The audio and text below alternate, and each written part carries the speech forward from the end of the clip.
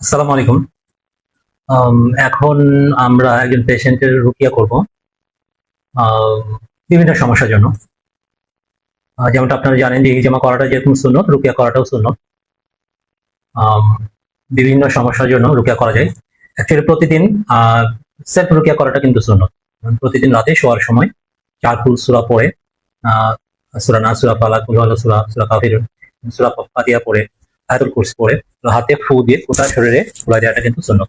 নবী সাল্লাল্লাহু আলাইহি ওয়াসাল্লাম এটা প্রতিদিন করতে বলছেন। হিজামাটা যেরকম প্রতি মাসে করার নিয়ম, রুকিয়াটা কিন্তু প্রতিদিনই করার নিয়ম। আর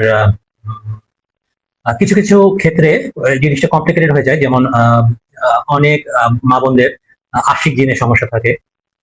এছাড়া অনেক পুরুষদেরও কিন্তু জিনের সমস্যা থাকে। তাছাড়াও ব্ল্যাক ম্যাজিক এর কারণে কিন্তু সমস্যা হয়, এবং এই সমস্যাগুলো কমপ্লিকেটেড। সেক্ষেত্রে অনেক অনেক মানুষ আছে যারা নিজেরা এই সমস্যা থেকে সমাধান করতে পারে, এবং তারা ভালো রাখির সন্ধানও পায় না। আম, আমাদের সমাজে অনেকে আছে যে কুফরি কালাম করে, সেটা কিন্তু ব্ল্যাক ম্যাজিক, সেটা কিন্তু রুকিয়া না। তো আমাদের এখানে একজন অভিজ্ঞ রাকি আছেন, যিনি ছোটবেলা থেকেই হাফেজ, 30 পারা পড়ার হাফেজ, এবং তিনি এই রুকিয়া লাইনে 10 বছর ধরে কাজ করতেছেন, এবং তিনি অভিজ্ঞ, এবং যে কোনো সমস্যার তিনি সমাধান করতে পারেন। আর জিন জাদুর সমস্যা হলে রুকিয়া করাটা কিন্তু সুন্নাত, কারণ নবী সাল্লাল্লাহু আলাইহি ওয়াসাল্লাম ওনাকে একবার ব্ল্যাক ম্যাজিক করা হয়েছিল।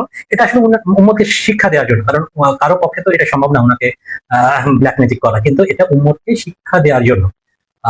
উনি তো নূর, উনি সাধারণ মানুষ না, কিন্তু সাধারণ মানুষকে শিক্ষা দেওয়ার জন্য, কেমন পর্যন্ত সাধারণ মানুষের উম্মতের শিক্ষার জন্য এটা আল্লাহ পাকের তরফ থেকে কাফের মুশরিকরা, ইহুদিরা তাকে ব্ল্যাক ম্যাজিক করে, এবং সেই পরিপ্রেক্ষিতেই সূরা নাস এবং সূরা ফালাক নাজিল হয়, এবং ওহী মারফত জানানো হয় যে একটা কুয়ার মধ্যে ওনার চুল মোবারককে 11টা গিট দিয়ে ফেলে দেওয়া হয়েছে, ব্ল্যাক ম্যাজিক করা হয়েছে।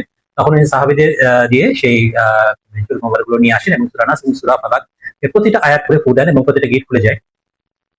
এটাই বেসিক রুকিয়া কনসেপ্ট। এছাড়াও বিভিন্ন আয়াত আছে, সূরা আছে, যেমন আয়াতুল কুরসি, সূরা বাকারা ইত্যাদি বিভিন্ন সূরা আছে, আয়াত আছে, যার মাধ্যমে রুকিয়া করা হয়। এবং রুকিয়ার পরে কিন্তু হিজামা করাটাও সুন্নত। নবী সাল্লাল্লাহু আলাইহি ওয়াসাল্লাম নিজেও রুকিয়া করার পরে মাথায় হিজামা করছেন, কারণ শয়তান জিনেরা মাথায় ভর করে মানুষের ক্ষতি করে। তো আপনারা সবাই সেলফ রুকিয়া করবেন প্রতিদিন, এবং যারা যারা ব্ল্যাক ম্যাজিক বা আশিক জিন, কমপ্লিকেটেড জিনের সমস্যা ভুগছেন, তারা আমাদের সাথে যোগাযোগ করতে পারেন। আমাদের অভিজ্ঞ রাখি আছে, ইনশাল্লাহ আমরা আপনাদেরকে সাহায্য করতে পারবো। সবাই ভালো থাকবেন। আসসালামু আলাইকুম ওয়া রাহমাতুল্লাহ। আর আজকে আমরা চেষ্টা করবো, আমরা তো প্রাইভেসির জন্য লাইভ ভিডিও দিব না, কিন্তু আজকে চেষ্টা করবো অডিও দেওয়ার জন্য। আমরা অডিও দিব, আপনারা হয়তো শুনতে পারবেন রুকিয়ার যে অডিও, সেটা হয়তো আমরা লাইভ দেওয়ার চেষ্টা করবো। সাথে থাকুন। আসসালামু আলাইকুম ওয়া রাহমাতুল্লাহ।